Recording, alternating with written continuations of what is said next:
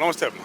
Sir ఏంటి sir మరి social మీడియాలో నారా భువనేశ్వరి గారి వీడియో లీక్ అయిందనేసి వైసీపీ వాళ్ళు ట్రోల్ చేస్తున్నారు కావాలనేసి అని టీడీపీ వాళ్ళు మాట్లాడటం జరుగుతుంది. దీంట్లో వాస్తవాలు ఎంత అవాస్తవాలు ఎంత?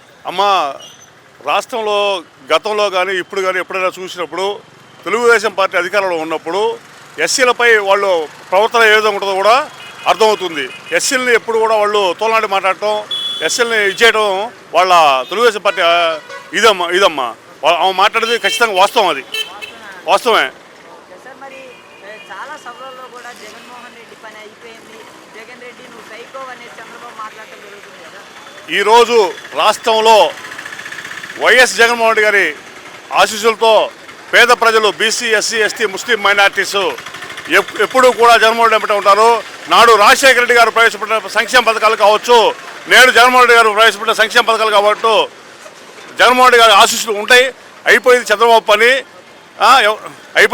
పని. దానికి అతను ఏం మాట్లాడుతున్నారో అతనికి అర్థం కావట్లేదు.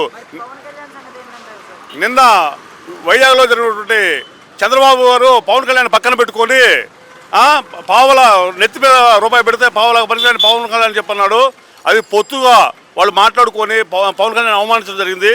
సిగ్గు అనేది ఉంటే జనసేన పార్టీ వాళ్ళకి ఆ చంద్రబాబు మాట్లాడిన మాటలకి చంద్రబాబును ఏ విధంగా ఓడించాలనేది వాళ్ళు సిద్ధం చేయాలని చెప్పి నేను తెలియజేస్తున్నా.